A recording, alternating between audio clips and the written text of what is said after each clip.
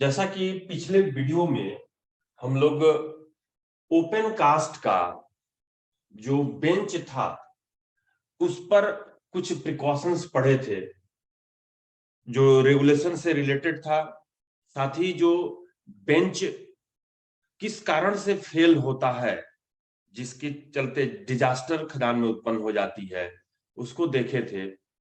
आज हम लोग जो बेंच का डिजाइन करते हैं, डिजाइन तो आप लोगों को करना नहीं है ना पढ़ना है, लेकिन उसमें हम लोगों को एज ए शॉर्ट फायरर आप लोगों को वहां डिप्लॉय किया जाएगा। वैसे ब्लास्टिंग इंचार्ज जो होते हैं वो मार्किंग करते हैं किस चीज का ड्रिल होल कहां कहां लगानी है, उसका मार्किंग ब्लास्टिंग इंचार्ज करते हैं। लेकिन आपसे भी प्रश्न में पूछा जा सकता है, तो यहाँ पर सबसे पहली बात आती है कि आप 106 रेगुलेशन में पढ़े हुए हो कि मशीन की डिगिंग हाइट से बेंच की हाइट अधिक नहीं होनी चाहिए। मशीन की डिगिंग हाइट, पहला वर्ड आ रहा है डिगिंग हाइट।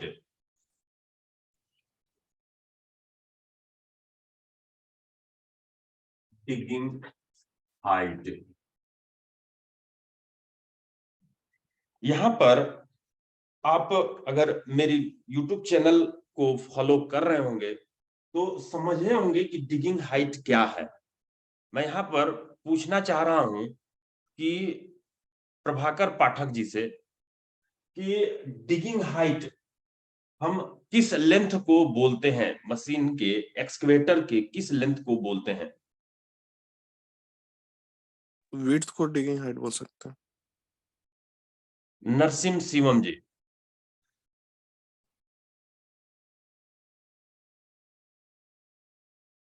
सर जो एक्सकेवेटर है वो अपने बूम से कितना क्या बोलते हैं मतलब खोद चुका है उसका जो हाँ, तो लगभग जो है क्या आप, आएगा सर। ठीक है, लगभग आप बताने के लिए मैं यहाँ पर, अगर मेरे YouTube चैनल फॉलो कर रहे होंगे तो आप याद आ गई होगी। प्रभाकर जी, हमारी एक बॉडी जो है एक मशीन की तरह, एक्सकवेटर की तरह, कमर के नीचे का भाग जो आपको नहीं दिखाई दे रही होगी वो प्लेटफॉर्म प्रदान करती है जिस पर मशीन बैठा होता है, जिसको हम लोग क्राउलर कहते हैं। उस चेन को जिस पर वो बैठा रहता है उसको हम लोग क्राउलर कहते हैं, CROWLER, क्राउलर। उसके ऊपर के भाग को हम लोग बॉडी कहते हैं, और बॉडी से जुड़ा हुआ कैबिन रहता है, और केबिन और बॉडी के बीच में बूम रहती है। तो यहाँ पर हम लोग की जो बॉडी है कंधे से लेकर के कमर तक की बात हो गई, और केबिन जो है सर हो गया। ये हेड जो गर्दन से लेकर के सर तक रहती है वो केबिन रहती है, कंधे से लेकर कमर तक जो है बॉडी रहती है। और ये जो मेरी हाथ देख रहे हैं इसमें तीन जो है पोर्शन आपको दिखाई दे रही होगी। यहां से लेकर एक ज्वाइंट यहाँ है, यहां से लेकर के ये दूसरी ज्वाइंट जिसको आपको देख रहे होंगे, ये जो है बूम है। और ये वाली जो पोर्शन है ये जो है आर्म है। तीन मैं आपको एंगल दिखा रहा हूं, तीन लाइन दिखा रहा हूं। तो एक लाइन जो है ये बूम कहलाती है, ये वाली जो लाइन होती है वो आर्म कहलाती है, और ये जो हिला रहा हूं मैं ये बकेट कहलाती है। ये तीनों का लेंथ का हम लोग लेंथ का प्लस करते हैं, तब जो है वो बनती है मशीन की digging height. Boom plus arm plus bucket, और बकेट के साथ ये जो लगे हुए हैं ये फिंगर नहीं है, आपको इसको समझना है बकेट का टिथ, ये टिथ है टीथ। जिसके आधार पर वो जो है उठाती है ब्लास्टेड ओबी को, और उठा करके डालती है डंपर में, या ड्रैगलाइन अगर उठा के डाल रही है तो डालती है सीधे ओबी डंप में। तो ये हो गई आपकी क्या चीज, बूम आर्म प्लस बकेट, जिसकी डिगिंग हाइट आप जान गए।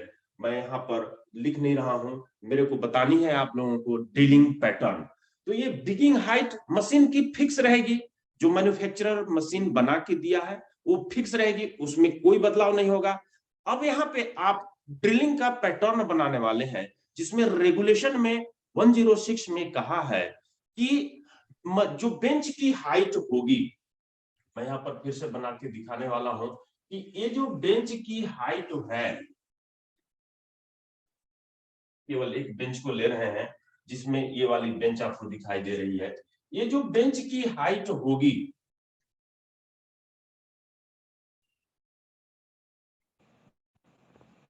ये H से अगर डिनोट करें तो ये डिगिंग हाइट से अधिक नहीं होगी, डिगिंग हाइट से अधिक नहीं होगी। ये नॉट मोर देन का सिंबल है, आप लोगों को दिखाई दे रही होगी। Yes sir. Yes sir. ये रेगुलेशन में कहा हुआ है आपका। तो हम लोग तो यहाँ पर ये मान के चलिए कि अगर एग्जांपल के लिए ले लें कि आपकी 20 मीटर की बूम लेंथ है, ये तीनों को जब आप मिलाते हैं, ये तीनों को जब मिलाते हैं तो बूम लेंथ आपकी मिल रही है, जिसको डिगिंग हाइट कह रहे हैं 20 मीटर। अब इनको तीनों को समग्र रूप में बूम लेंथ भी लोग प्रैक्टिकली बोलता है, लेकिन एक्चुअली में जो ये पोर्शन है ये बूम कहलाती है, ये आर्म कहलाती है, और ये जो है बकेट कहलाती है। तो यहाँ पर डिगिंग हाइट 20 मीटर है, इसका मतलब आप बेंच 20 मीटर से ऊंचा नहीं बना सकते। अब आपको बेंच की हाइट पता चल गई है कि आपने यहाँ पर अगर बेंच हाइट 15 मीटर का बनाया है, 15 मीटर का, ये जो आपने बनाया 15 मीटर का बनाया,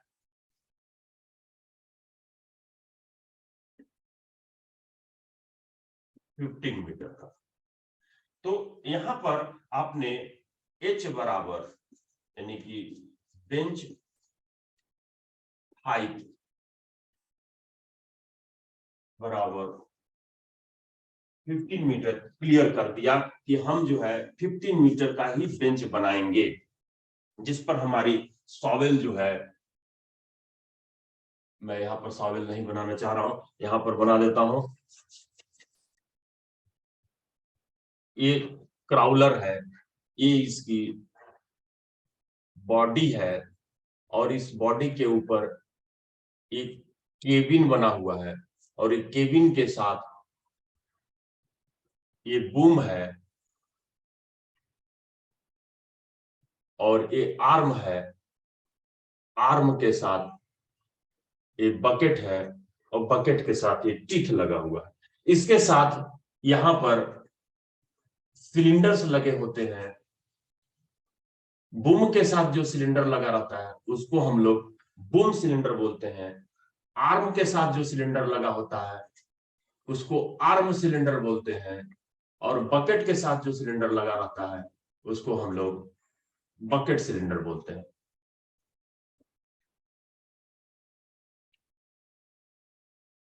तो ये लगभग आपकी रफ पिक्चर दिमाग में बैठाने के लिए, जो ओपनकास्ट घूमे होंगे वो बैठ गए, दिमाग में बैठ गई होगी कि ये मुख्य 4-5 बॉडी, 4-5 पार्ट्स जो सॉवेल के रहते हैं उसकी बात कर लिए। तो यहाँ पर बेंच हाइट इन तीनों को प्लस कर रहे हैं तो 20 मीटर आ रही है, लेकिन बेंच हाइट हम रख रहे हैं 15 मीटर।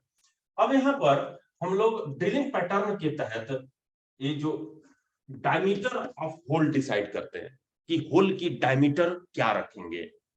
वैसे जो डिफरेंट जो ड्रिल मशीन होती है जो हम लोग डिप्लॉय करते हैं, वो उसकी कैपेसिटी, उसकी जो मेजरमेंट है कि किस कैपेसिटी की है, आपकी कैपेसिटी आपके मार्क्स पर डिपेंड करती है। एक जनरल मजदूर की कैपेसिटी कितना वजन उठा सकता है उस पर डिपेंड करती है, या अपना काम को कितना एफिशिएंटली कर सकता है वो उसकी कैपेसिटी कहलाती है। कि ऑडियो ऑन है, राकेश बोगा प्लीज ऑफ।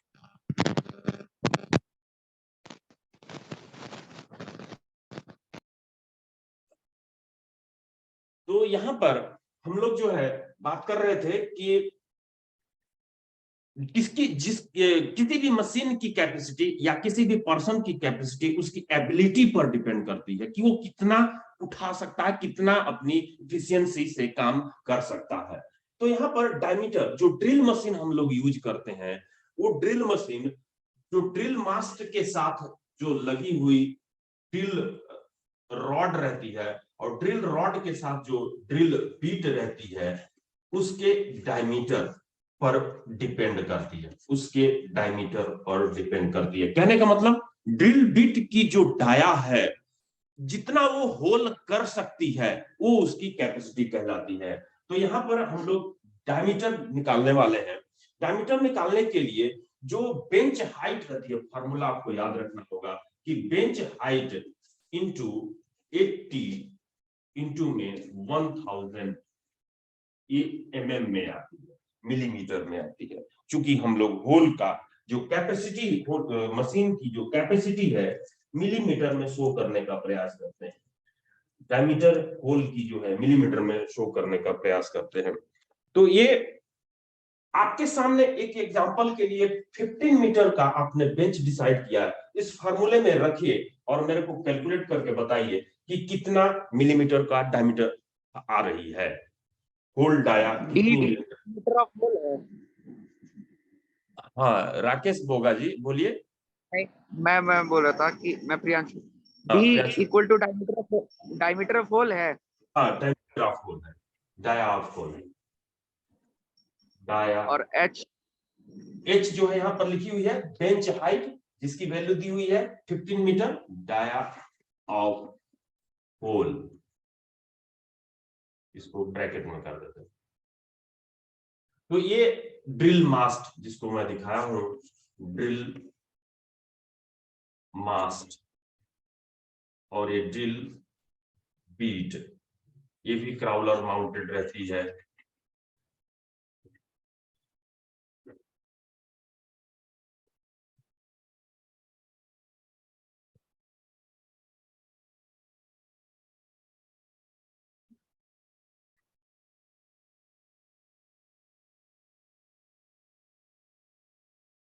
तो ये जो है ड्रिल बीट है। हाँ किसी का निकला वैल्यू, किसी का निकला तो तुरंत बताइए। ये हो गया drill sir bit, 187.5 mm। Drill bit. हाँ कितना आया? 187.5 mm। 7.5 mm। 187.5 mm। तो अब इसके नियर अबाउट आपको रखनी है।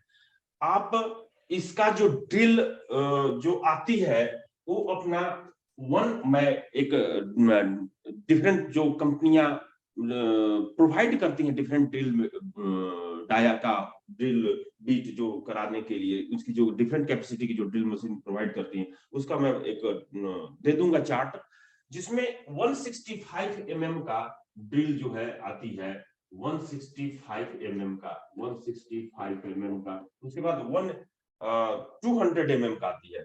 तो यहाँ पर हम लोग जो है 165 mm का ड्रिल होल का डाया जो है डिसाइड कर लिए कि 165 mm का करेंगे। या ये आपकी इफिशिएंसी ब्लास्टिंग के बाद जो है फ्रेगमेंटेशन अच्छा नहीं आया, सेटिस्फैक्टरी अगर ब्लास्टिंग नहीं आई, तो आप यहाँ पर तुरंत जो है 200 mm का ड्रिल होल लेकर के, वो जो है 210 mm का ड्रिल होल लेकर के वो ट्राई करते हैं। तो 165 के बाद 210 mm की आती है, तो 210 mm का ड्रिल होल डिसाइड करोगे। इसी के नियर अबाउट जो अपने को मिलती है मार्केट में जो ड्रिल मशीन, उसको हम लोग चूज करते हैं। तो यहाँ हम लोग डिसाइड कर लिए कि ये जो है रहेगी 210 mm की रहेगी डायमीटर। अब यहाँ पर हम लोग देखेंगे कि डायमीटर के आधार पर जैसे ही आपने डायमीटर डिसाइड किया तो उसके बाद हम लोग डिसाइड करते हैं बर्डन। एक नंबर ये हो गई, दूसरा नंबर ये हो गया, अब तीसरे नंबर की बात करते हैं बर्डन। तो बर्डन का सबसे पहले तो डेफिनेशन आप लोगों को जानना होगा कि बर्डन होता क्या है। राकेश बोगा जी आप बता सकते हैं बर्डन क्या होता है?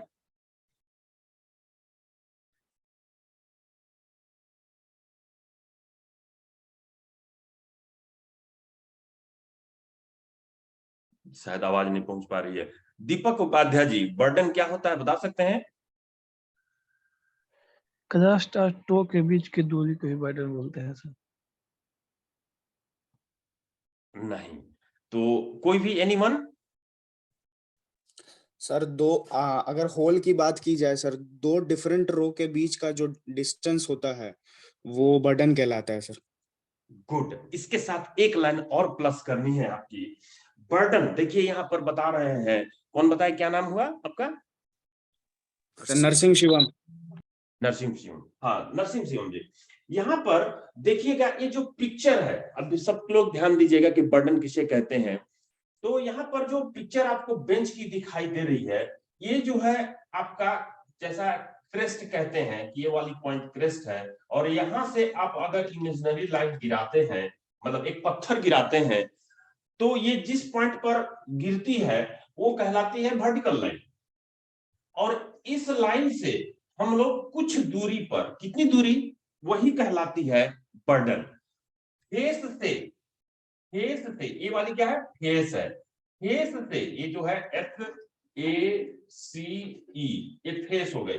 फेस से जो पहली लाइन की दूरी होती है, जिसको मैं प्लान के तहत बताने का कोशिश करूंगा, ये जो है आपका, ये क्या है, सामने का सेक्शन दिखाई दे रहा है। सामने से जब किसी चीज को देखते हैं तो वो सेक्शन कहलाती है, तो ये सेक्शन है। और मैं इसको प्लान के तहत दिखाने का यहां प्रयास कर रहा हूं कि ये जो है आपके ऊपर से, हेलीकॉप्टर पर आप जब चढ़ जाते हैं और ऊपर से जब देखिएगा तो कैसी दिखाई देगी, उसको मैं दिखाने वाला हूं।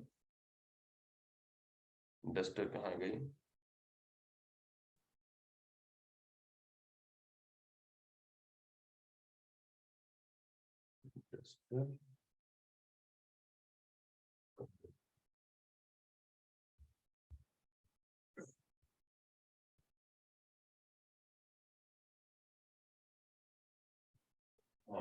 तो हम लोग जो है बात कर रहे थे कि जो बर्डन है, मैं इसको थोड़ा सा प्लान दिखाने के लिए आपको ये बर्डन वर्ड यहां लिख देता हूं, तीसरा नंबर जो आप बर्डन की बात कर रहे हैं।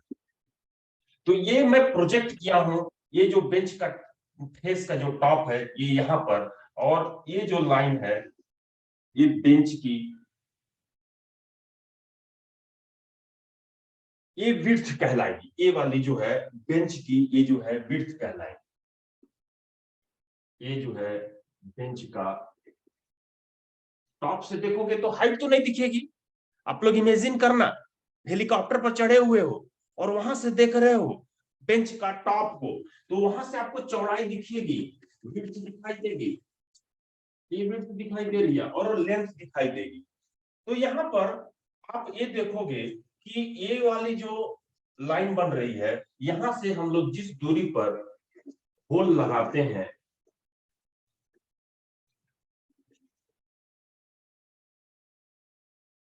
तो ये वाली दूरी, यहां से ये वाली दूरी, यानी कि बेंच के फेस से जो पहली लाइन के बीच की दूरी है वो कैपिटल B है। दिख रहा है आप लोगों को? या फिर पहले लाइन से दूसरी लाइन के बीच की दूरी, या दूसरी से तीसरी लाइन के बीच की दूरी, यानी किसी भी लाइन के, किसी भी कंसेक्यूटिव दो लाइन के बीच की दूरी ही कहलाती है बर्डन। तो यहां पर हम लोग लिखेंगे बर्डन का डेफिनेशन कि the distance between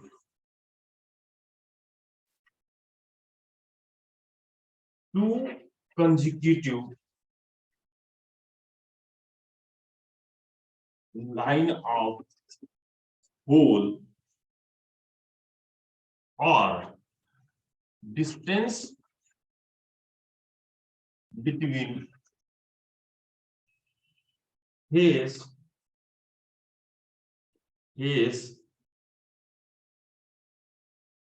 to first line of short hole is called burden. तो यहां पर स्टॉप।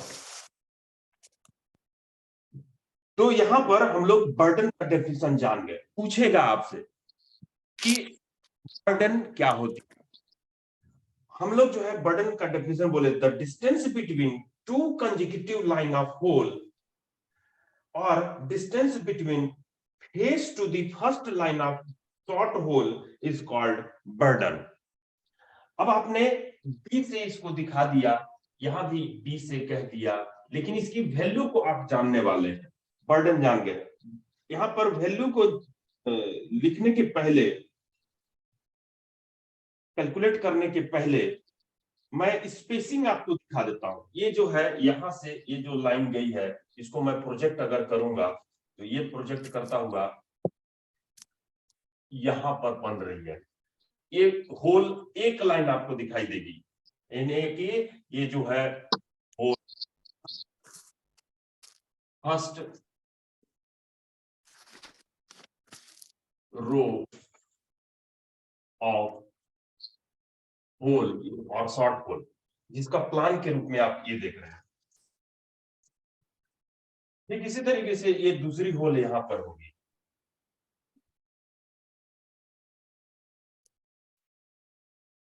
जो इसको मैं प्रोजेक्ट किया हूं तो यहां पर ये आपकी प्लान में दिखाई दे रही है, इसको प्लान कहते हैं।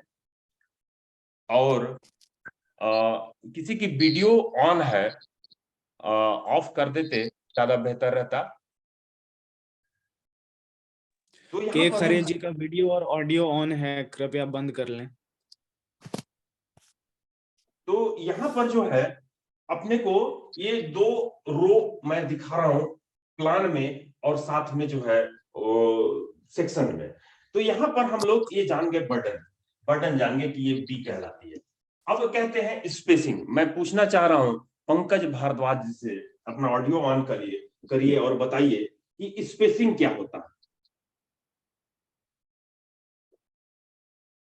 पंकज भारद्वाज जी। सर जी सर, एक ही लाइन में सर एक होल से दूसरे होल के बीच की दूरी स्पेसिंग कहलाती है सर। Very good. तो आप लोग इस चीज को जानते हैं कि ये जो है होल से होल के बीच की दूरी स्पेसिंग एस कहलाती है। अब एक कांस्टेंट फिगर तो नहीं, मैं ये फिगर अब मिटा रहा हूं, जो आप लोग जानते हो, मैं इसको मिटा रहा हूं, आप लोग समझ चुके हो।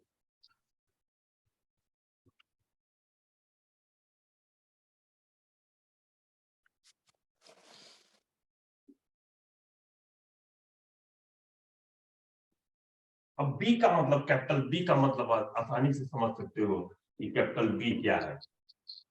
तो यहां पर कैपिटल बी बराबर जब हम लोग कहेंगे तो ये कहते हैं कि जो डायमीटर ऑफ होल है फॉर सॉफ्ट रॉक और कोल, फॉर सॉफ्ट रॉक और कोल के लिए हम लोग जो है 35 इंटू करते हैं। दूसरा चीज कि जो मीडियम रॉक होती है, मीडियम हार्ड रॉक इसको कहेंगे, मीडियम हार्ड रॉक है, वो 30 इंटू डी होती है। डिफरेंट बुक में डिफरेंट आपको लिखे हुए थोड़ी बहुत ऊपर नीचे मिलेगी। ठीक उसी तरीके से प्रैक्टिकली जब आप बेंच पर जाइएगा तो बेंच का हार्डनेस भी जो है, स्ट्रेंथ भी है, बेंच टू बेंच वेरीड करती है। वो आपकी इफिशियंसी पर निर्भर करती है, कितना एक्सपीरियंस आपने गेन किया, कितना ब्लास्टिंग करा चुका है, उसके आधार पर आप ड्रिलिंग पैटर्न तैयार करते हैं, जिसमें बर्डन स्पेसिंग का जो डिस्टेंस है उसको आपको अपने वर्किंग एक्सपीरियंस के आधार पर रखना होगा। तो ये कांस्टेंट वैल्यू नहीं है 30, 35 और ये जो मैं देने वाला हूं और 25, ये कांस्टेंट वैल्यू नहीं है, ये ऊपर नीचे वेरीड होती है। लेकिन आपको कैलकुलेशन पर्पस के लिए, एग्जामिनेशन के लिए इतना ही याद रखना होगा। तो मीडियम हार्ड रॉक के लिए 30 इंटू डी करेंगे। आप लोग कैलकुलेट करके एमएम में हमको बताइएगा कि या मीटर में बताइएगा कि कितनी बर्डन आ रही है। और तीसरी चीज जो है, यहाँ पर मीडियम हार्ड रॉक की जगह पे हम लोग लिखते हैं हार्ड रॉक। तो हार्ड रॉक के लिए 20 to 25, अभी आप 25 से मल्टीप्लाई कर दीजिए इक्वल टू डी, और मेरे को मीटर में बताइए कि कितनी वैल्यू आ रही है। इसको आप राउंड फिगर में ले लीजिए 200 mm। कैलकुलेशन के लिए आप ले लीजिए 200 mm, जो आपकी डायमीटर ऑफ होल है वो 200 mm। तो 2 से 35 का गुणा करोगे तो 35 दूनी 70 आ जाएगी। के खरे जी कितनी आएगी? 7000 mm.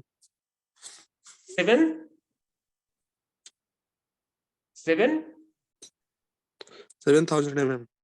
Good, 7000 mm। और 7000 mm को ही बोलते हैं हम लोग 7 मीटर। 7 मीटर। अब यहाँ पर मीडियम हार्ड रॉक के लिए मल्टीप्लाई कर दीजिए 30 से, यानी कि 3 से जब कीजिएगा तो 2 तिया 6 हो जाएगा, ये लगभग 6 मीटर आ रही है। और 25 से जब इसको 2 को गुणा कीजिएगा तो ये 5 मीटर आ रहा है। अगर आपका हार्ड रॉक है, इसको आप कंसिडर कर लिए हैं, आपने हार्ड रॉक डिसाइड कर लिया कि रॉक जो है हमारी हार्ड है, तो 5 मीटर का आप स्पेसिंग ले रहे, सॉरी बर्डन ले रहे हो। तो मैं इन तीनों फिगर को मिटा रहा हूं, ये आपको प्रैक्टिस के लिए याद रखने हैं। 35 30 25 इंटू डी, कैपिटल डी। मिटा देता हूं इसको थोड़ी देर के लिए, ठीक है? मिटा दूं प्रियांशु? ठीक है सर। Yes sir, yes. अब जो है यहाँ पर आपने डिसाइड कर लिया है कि बर्डन जो है डी बराबर आपकी आ गई है 5 मीटर, ये फिक्स कर लिया है आपने हार्ड रॉक के तहत। अब यहाँ पर हम लोग स्पेसिंग निकालते हैं। स्पेसिंग जो होती है 1.25 गुना से 1.5 गुना के बीच में हम लोग लेते हैं, यानी कि 1.25 to 1.5 depending upon the hardness of rock into burden. Spacing हर समय ज्यादा रहेगी। आपसे प्रश्न में पूछेगा, इजी प्रश्न ही कुछ पूछ सकता है, कुछ थोड़ी सी टफ रहेगी। तो यहाँ पर बर्डन अगर पूछता है, स्पेसिंग दे देता है, तो आप इन्हीं की वैल्यू को किसी को भी मल्टीप्लाई करके निकालो। चलो अब आप बताओ, 5 में 1.25 का मल्टीप्लाई करोगे तो कितना आएगा शिवम विश्वकर्मा जी?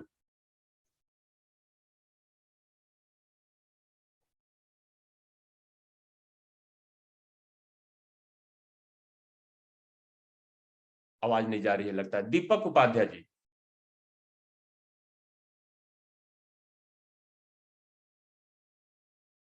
प्रियांशु? सर 6.25 आएगा सर। तो यहाँ पर 5 में अगर हम लोग इसको मल्टीप्लाई कर दिए तो ये 6.25 आ गया, तो इसको हम लोग लिख देंगे 6.25 मीटर। आपने बर्डन रखा है 5 मीटर, 6.25 आ गया। चलिए, आपने ये जो डिसाइड किया डायमीटर, बर्डन और स्पेसिंग, इसी तीनों को हम लोग बोलते हैं ड्रिलिंग पैटर्न। केवल और कुछ नहीं होता ड्रिलिंग पैटर्न में। डायमीटर ऑफ होल ये 1.25 प्लस 0.15 है। कितना लिखे? 1.125। हाँ 1.25 1.5 यानी इंटू किए हुए हैं। 1.5 गुना। 1.25 से 1.5 तक है। हाँ, 1.25 गुना से 1.5 गुना, ऐसे हम लोग हिंदी में शब्दों में हम लोग 1.252 जो 1.5 बोल रहे हैं, 1.25 गुना से 1.5 गुना, ऐसा हम लोग बोल सकते हैं। तो ये जो पैटर्न है, इसी को हम लोग तीनों वर्ड को, capital D, capital B, capital S को ही, और जो हमारी कैपिटल एच है वो जो है कहलाती है ड्रिलिंग पैटर्न। Drilling pattern. तो आप लोग एक चीज बड़ा अच्छे से समझ गए होंगे कि ड्रिलिंग पैटर्न क्या होता है। यस ठीक सर। है, अब मैं आता हूं यहां पर, इसको मिटा दे रहा हूं। ये जो है इसी तरीके से आप अगर ब्लास्टिंग इंचार्ज बनते हैं, जनरली ब्लास्टिंग इंचार्ज आप ही के ऊपर डिपेंडेंट हो जाते हैं, और आपको कहते हैं जब आपकी वर्किंग एक्सपीरियंस अच्छी हो जाएगी, आपकी वैल्यू वहां पर माइंस में बढ़ने लगेगी, तो क्योंकि इंसेंटिव एनसीएल में उसी आधार पर मिलती है, जो जितना अच्छा काम करता है उसको इंसेंटिव वहां मिलती है, एज ए प्राइवेट जैसा वो रोल अदा होता है वहां पर। तो आपकी इफिशियंसी जैसे जैसे वहां पे बढ़ती जाएगी, आपका परफॉर्मेंस अच्छा आता जाएगा, आपकी स्टेटस, आपके जो स्टैंडर्ड है वहां पर अच्छी इमेज बनती जाएगी। तो ये जो वर्क एक्सपीरियंस है उसके आधार पर कैलकुलेट करके मैं बताया हूं, आप ये देख सकते हो, कर सकते हो प्रैक्टिस। ये ड्रिलिंग पैटर्न हो गई। यहाँ पर एक वर्ड आती है सब ग्रेड ड्रिलिंग, इसी पिक्चर में मैं बताने का प्रयास कर रहा हूं। सब ग्रेड ड्रिलिंग, मेरे YouTube जो फॉलो करते होंगे वो जरूर बता सकते हैं, लेकिन प्रैक्टिस जरूरी है। पंकज भारद्वाज जी, सब ग्रेड ड्रिलिंग क्या होती है बता सकते हैं?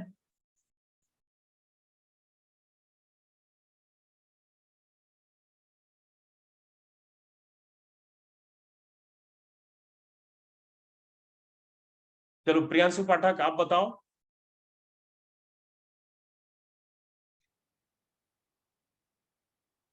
नहीं, पंकज भारद्वाज एक्स्ट्रा जी। होल जो मारते हैं, हाँ बोलो बोलो। एक्स्ट्रा होल जो करते हैं।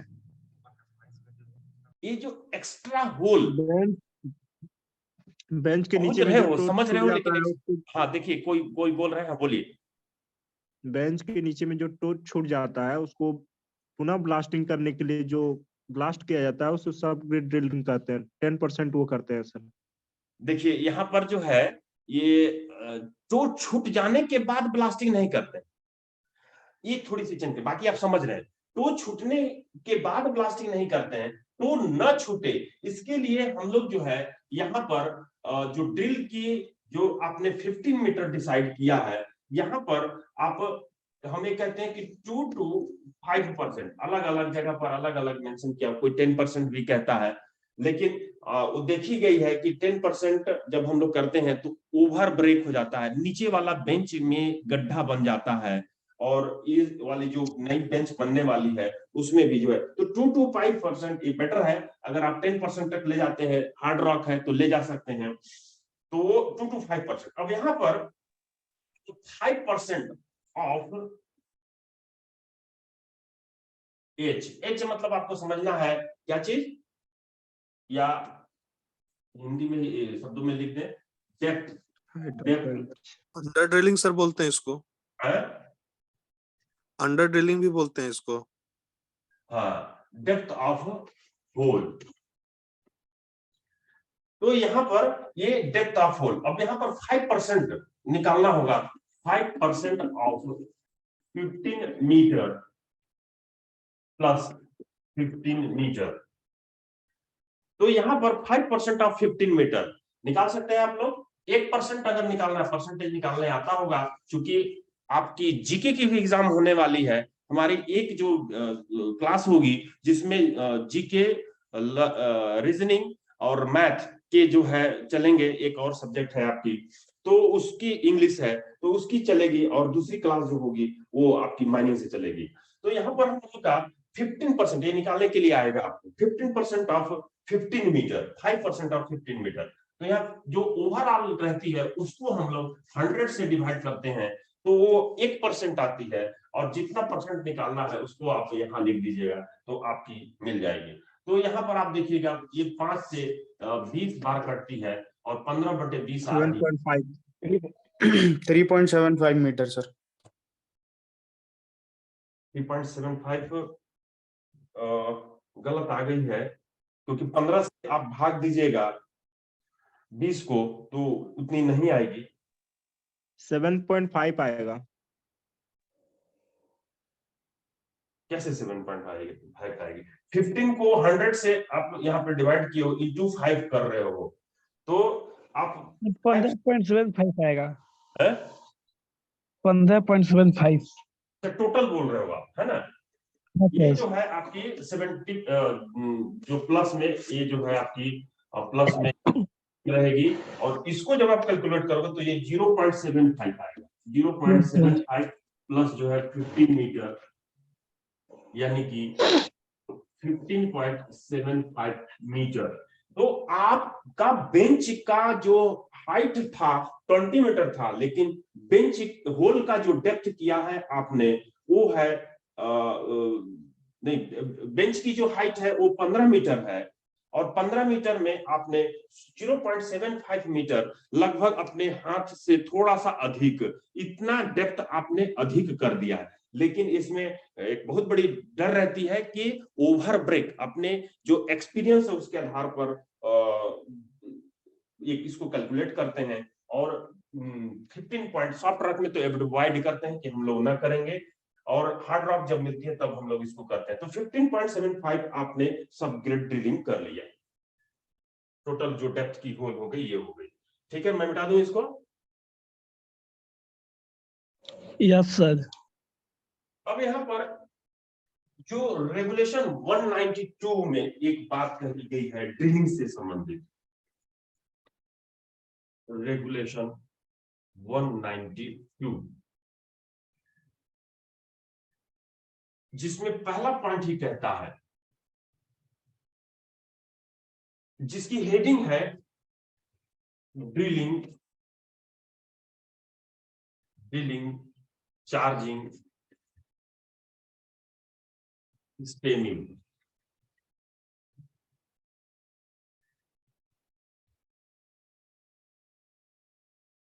तो ये बात वहां पर कही गई है, जो कि कीवर्ड और की नंबर के रूप में आपको याद रखनी है।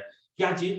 कि जो आपकी ड्रिल की डाया होगी, ड्रिल होल की जो डाया होगी, जो शॉर्ट होल बोलते हो, शॉर्ट होल की जो डाया होगी वो 0. कल की वीडियो आप लोग देखे होंगे तो आप लोग को याद होगी, 0.3 centimetre into dia of cartridge,